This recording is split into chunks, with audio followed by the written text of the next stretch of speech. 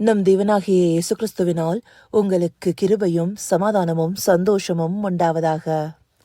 இந்த மாதத்துடைய நிறைவான நாளுக்கு வந்திருக்கிறோம். மாதம் முழுவதுமா நாம பார்த்த அநேக காரியங்களை விழித்திருங்கள்ங்கிற தலைப்பின் கீழாகவே பார்க்க போறோம். அந்தபடியாக விழித்திருங்கிற வார்த்தையுடைய பொதுவான அர்த்தம் என்ன? தூங்காம இருக்கிறது, கவனமா இருக்கிறது, இல்லைன்னா உணர்வுள்ளவர்களாக இருக்கிறதுன்னு சொல்லலாம். அதுவே இதனுடைய ஆவிக்குரிய அர்த்தத்தை எடுத்துட்டோம்னா, பாவத்துல மரித்த நித்திரை செய்கிறவர்களாக காணப்பட்ட நம்மை தேவன் தம்முடைய கிருபையினால மீட்டுக்கொண்டு பிழைத்திருக்கும்படி விழித்திருக்க செய்திருக்கிறாரு. அதுவும் தேவ நீதிக்கேற்க விழித்திருக்கிறவர்களாக இருக்கிறோங்கிறத வேதமும் நமக்கு சொல்லுது. அந்தபடி நம்முடைய பழைய பாவ மனிதன் மரித்தவனாக புதிய சிருஷ்டியாக விழித்திருப்பவர்களாக நாம காணப்படுறோம். இப்படியான புதிய சிருஷ்டி தேவ நீதிக்கேற்ப சத்தியத்திற்கேற்ற வாழ்க்கையை வாழணும். அந்தபடியாக வாழ்ந்திருக்கும் போதே விழித்திருப்பவர்களாக காணப்பட முடியும். அதனால்தான் ஆண்டவராகிய இயேசு கிறிஸ்து சுவிசேஷ புஸ்தகங்கள்லயும் உங்க எல்லாருக்குமே சொல்றேன் விழித்திருங்கள்னு சொல்லியிருக்கிறாரு. அந்தபடியா நாம விழித்திருந்து செயல்படுவது மிகவும் அவசியமா இருக்கு. குறிப்பா எதனால நாம விழித்திருந்து செயல்படணும்? பிசாசானவன் கெர்ச்சிக்கிற சிங்கம் போல எவனை விழுங்கலாமோன்னு சொல்லி வகை தேடி சுற்றி திரிகிறான். அப்படியாக அவனை எதிர்த்து நிற்க நாம விழித்திருப்பவர்களாக இருக்கணும். நம்முடைய அன்றாட வாழ்க்கையில அநேக காரியங்களை நம்முடைய கண்களுக்கு முன்பாக வைக்கிறான். அந்த இச்சையில நாம விழுந்து போனோம்னா மறுபடியுமாக பாவத்துக்கு திரும்புபவர்களாக இருப்போம். அப்படியாக நாம பாவத்திற்குட்படாம இருக்கிறதுக்கு விழித்திருப்பவர்களாக இருக்கணும். முக்கியமா யாக்கோபு 1:15 வசனத்தை பார்க்கும்போது, பின்பு இச்சையானது கர்ப்பம் தரித்து பாவத்தை பிறப்பிக்கும், பாவம் பூர்ணமாகும் போது மரணத்தை பிறப்பிக்கும். இந்த வசனத்துல சொல்லப்பட்டபடி மறுபடியுமாக நாம பாவம் செய்தோம்னா அந்த பாவம் பூர்ணமாகும் போது மரணத்தை பிறப்பிக்கும். அதனால நாம மறுபடியும் மரித்தவர்களாக, அதாவது நித்திரை செய்கிறவர்களாக காணப்படுவோம். ஆனா ரோமர்ல அன்றைக்கே பவுலடியார் வசனத்துல தெளிவா என்ன சொல்லியிருக்கிறாரு?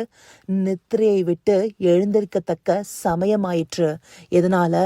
ரட்சிப்பு இன்னும் அதிக சமீபமா இருக்கு. அந்த நாட்கள்ல இருந்ததை காட்டிலும் இந்த நாட்கள்ல நம்முடைய ரட்சிப்பு பூர்ணப்பட காலங்கள் மிகவும் சமீபமா இருக்கு. அப்படியான காலங்களை நிதானிச்சு நாம விழித்திருப்பவர்களாக காணப்படணும் இல்லையா? அதுலயும் குறிப்பா கடைசி கால அடையாளங்களை பற்றி குறிப்பிட்ட பகுதியில இப்படியாக நாம விழித்திருக்கணுங்கிறத வசனம் தெளிவா சொல்லுது. அதுல லூக்கா எழுதின சுவிசேஷம் 21:36 பார்க்கும்போது, ஆகையால் இனி சம்பவிக்க போகிற இவைகளுக்கெல்லாம் நீங்கள் தப்பி மனுஷகுமாரனுக்கு முன்பாக நிற்க பாத்திரவான்களாக எண்ணப்படுவதற்கு எப்பொழுதும் ஜெபம் பண்ணி விழித்திருங்கள் என்றார்.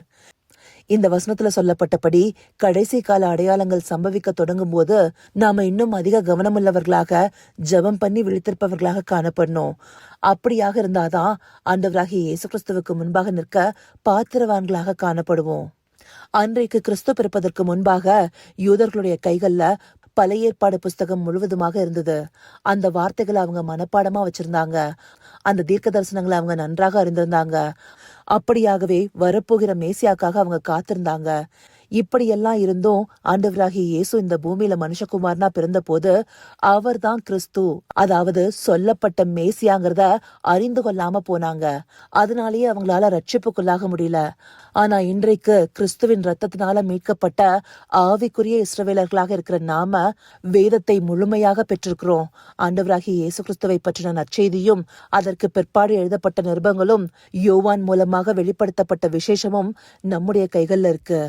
இதையெல்லாம் நாம குறிப்பாக வாசித்து இந்த கடைசி கால அடையாளங்களை உணர்ந்து விழித்திருந்து ஜெபிப்பவர்களாக இருக்கிறோமா? நம்முடைய கண்களுக்கு முன்பாக அநேக காரியங்கள் சம்பவிக்க தொடங்கிருச்சு. அநேக போதகர்களும் பிரசங்கியார்களும் இதை பற்றின காரியங்களை விவரித்து கூறுகிறாங்க. அதெல்லாம் பார்த்தாலும் இந்த உலக காரியங்கள் எல்லாமே நம்மளை டிஸ்ட்ராக்ட் பண்ணி வச்சு நம்மை விழித்திருப்பவர்களாக செயல்பட விடாம தடுக்குது. இதை நாம முதலாவது உணர்ந்து கொண்டு ஆண்டவரோடு ஐக்கியப்படுகிற ஜெபங்கள்ல உறுதியா இருக்கணும். இடைவிடாம ஜெபிச்சு விழித்திருப்பவர்களாக இருக்கணும். இடைவிடாம ஜெபிக்கிறதுனா 24 மணி நேரமும் ஜெபிக்கிறதா அர்த்தம் இல்ல. தேவனோடு எப்பொழுதுமே ஐக்கியத்துல இருக்கணும். அப்படியாக ஐக்கியத்திலிருந்து அவரோடு கூட சஞ்சரிக்கிறவர்களாக இருக்கணும். பூர்வ நாட்கள்ல தேவனோடு ஏனோக்கு சஞ்சரித்ததுனால தானே அவர் மரணத்தை காணாதபடி எடுத்துக்கொள்ளப்பட்டாரு. அப்படியாக ஆண்டவருடைய வருகையில அவருடைய மனவாட்டி சபை சேர்க்கப்படும் போது நாம் அவரோடு கூட சேர்த்து கொள்ளப்பட அவரோடு கூட சஞ்சரிப்பவர்களாக, அவரோடு கூட எப்பொழுதும் ஐக்கியப்பட்டிருப்பவர்களாக இருக்கணும். அப்படி இருப்பதே நம்மை விழித்திருப்பவர்களாக இருக்க செய்யும். இந்தபடியாக நாம விழித்திருந்து மனுஷகுமாரனுக்கு முன்பாக நிற்க பாத்திரவான்களாக இருக்கணுங்கிறதுக்காகவே இந்த காரியங்களை இந்த மாதம் முழுவதுமா தேவன் நமக்கு அருளி செய்திருக்கிறாரு. இதை உணர்வுள்ள இருதயத்தோடு பார்த்து தேவன் நமக்கு அருளி செய்த ஆவிக்குரிய விழிப்பில் நிலைத்திருக்க அவரை நோக்கி பார்ப்போமா? கர்த்தாவே, தேவாதி தேவனே, உமக்கே இந்த வேளையில நன்றி செலுத்துகிறோம் ராஜா. அப்பா, பாவத்துல மரித்திருந்த எங்களை நீதிக்கேற்க விழித்திருக்கும்படியாக உம்முடைய பரிசுத்த ரத்தத்தினால மீட்டு கொண்டத ஒவ்வொரு நாளும் நாங்க நிதானித்து உம்மில் நிலைத்திருக்கும்படியாக விழித்திருக்கணும் தகப்பனே. ஆம் ராஜா, அந்தபடியாக இந்த கடைசி நாட்கள்ல இன்னும் அதிகமாக ஜெபம் பண்ணி விழித்திருப்பவர்களாக உம்முடைய வருகையில உம்மோடு கூட சேர்த்து கொள்ளப்பட பாத்திரவான்களாக தேவரீர் எங்களை மாற்றியர்ல உம்மை நோக்கி பார்க்கிறோம் ராஜா. தேவரீர் எங்களுக்கு நவமான இருதயத்தை தந்து எப்பொழுதும் விழித்திருக்கக்கூடிய கிருபையை தந்துடலுங்கப்பா. அப்படியே நீங்க அருளி செய்ய போகிற தயவிற்காய் நன்றி. சகலவித துதி மகிமை கனம் யாவும் ஒருவருக்கே செலுத்துகிறோம். இயேசு கிறிஸ்துவின் மூலமாய் வேண்டிக் கொள்கிறேன் பிதாவே. ஆமேன், ஆமேன்.